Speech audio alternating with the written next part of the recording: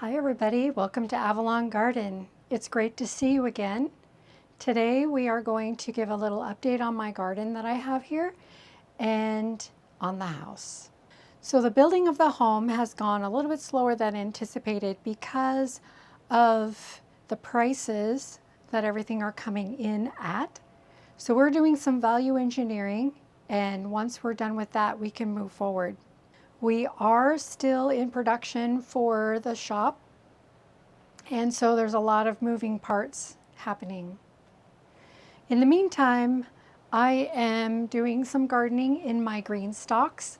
I have 2 GreenStalks that are regular and one that is called a leaf. And so let's take a look at those from the dollar store. And we got the netting from like Home Depot or something like that. We have a problem with squirrels, and they will annihilate anything.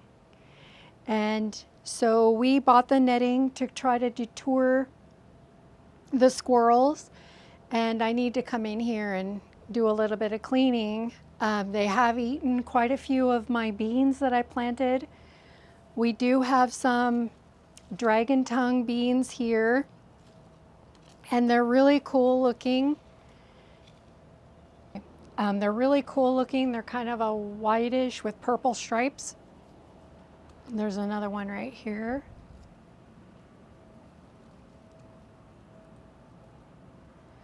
I do need to plant some more beans in here, and I planted some cucumber. They're the smaller version, or the smaller type.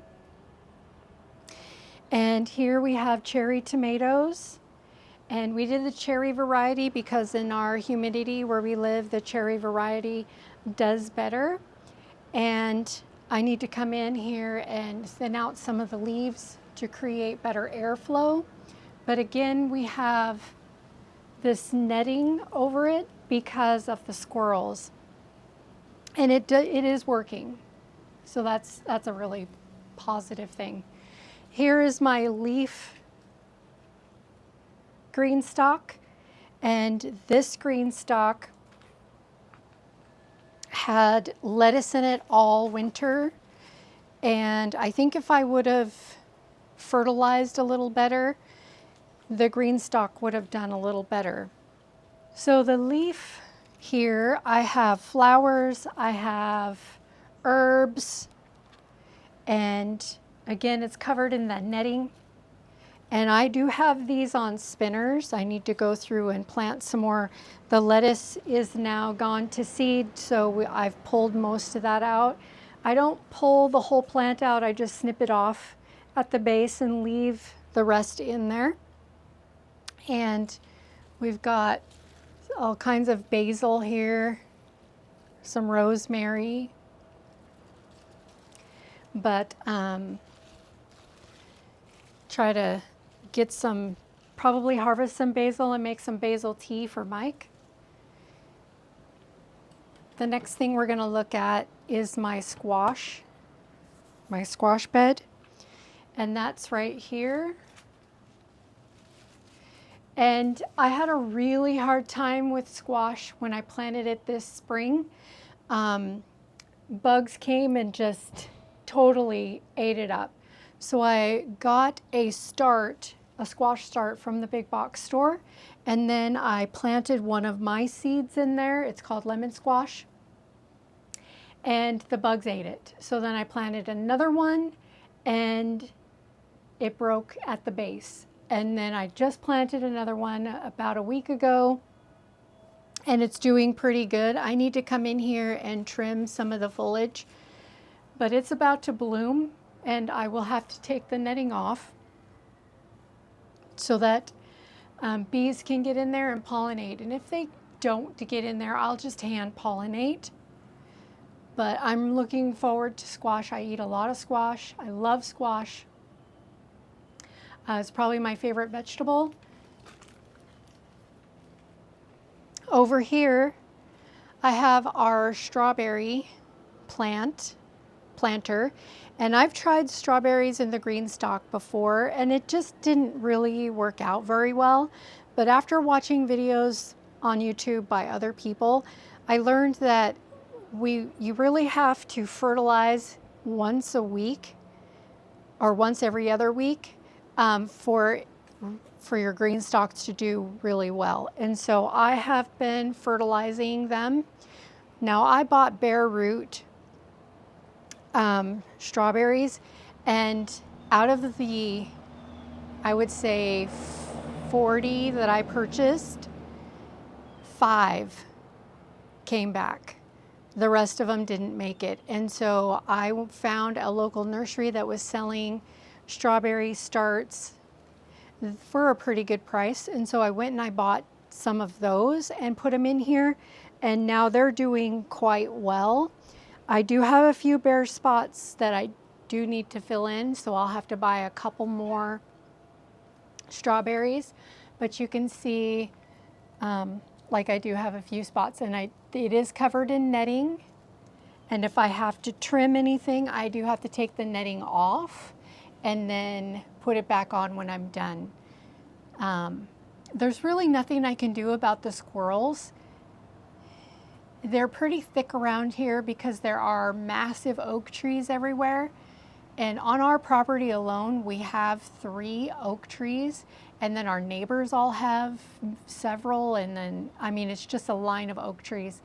I'll show you when we go into the back, and I'll show you my raised beds that are in the shed. The squirrels are the main reason why I have not put up any of my raised beds, because they would just eat everything. And if I could put my raised beds far away or far enough away from the trees, I could actually do it. But because the trees are so thick, there really is nowhere for me to put them. So I'm walking into the backyard. So this is my first spring here, and in our yard we had these really pretty flowers that popped up, and I really liked them. They were like a purplish blue color, and I was hoping that they were gonna go to seed, and it does not look like, see, they're right here. It doesn't look like these are actual seed flowers. There's some type of a wildflower, but they might be a bulb instead of a seed. I was hoping to kind of get these to go to seed so that I could pick them and take some out to the property, but it doesn't look like that's going to happen. There's a couple here that look like they're about to bloom, and they're so pretty, but I'm still trying to figure out if it's a seed or if it's more like a bulb. So in our shed, this was here when we bought the place, bought this townhouse. We filled half of it with my raised beds, and so I have 16 raised beds, and they're right here. And the whole side of this shed up to about, I would say 3.5 feet, is all raised beds, and they're stacked up on top also. These are, oops, a bee just flew in here. These raised beds are the tall variety, and they are gray, like a dark gray, which I thought would go nice with our property. And then here on the back patio, I have we have a couple of things that we purchased from downtown. They have a street fair, or kind of like a farmer's market, every week. And so we went down there, and from David the Good, who advertises on YouTube, we purchased a cassava, which is this right here. And again, we have to cover it with the netting because the squirrels just annihilate everything. We have some flowers planted here, which the squirrels dig in all the time. They try to hide their nuts in there. And then here we have a mulberry tree, or some people call it a mulberry bush. And when we bought it, it was probably about this tall. And we do cover it in the netting because they were getting in there and digging, trying to hide their goodies that they find in the yard. Now the problem is, I thought they were thirsty, and so they were digging in here to get something to drink. So I did put out a little dish for them for water, and they do come and drink the water often. I'll show that to you. So here I have a little dish of water that I do change every other day. And if it rains, I will change it again. And then we have some little flowers, little flower pots down here that Deborah, my sister, planted. And we've kept them alive all winter. And then my sister Gina, she started this little seed. This is a lemon seed. And she started this for me last year when they were here. And we've had it in the house and we water it. But my sister named it Lisa, which is my name. She called it Lisa because she planted it for me. And she's been in the house and we've been nurturing her, but I've been starting to put her outside, and she doesn't like to be outside. She droops. But I only have her out here for a couple hours, and then I bring her back in the house. So that's what's going on here at the townhouse while we wait to build. And here is one of those oak trees that I was talking to you about. I can't really show it to you. There we go. No. There we go. So this is one of them. Our neighbor that we're attached to, he took down his oak trees. So he doesn't have any more. And then the neighbor behind us, they have an oak tree right next to ours. Not sure if you can see that. There we go. You can kind of see it. And then we have kind of a twin oak tree here.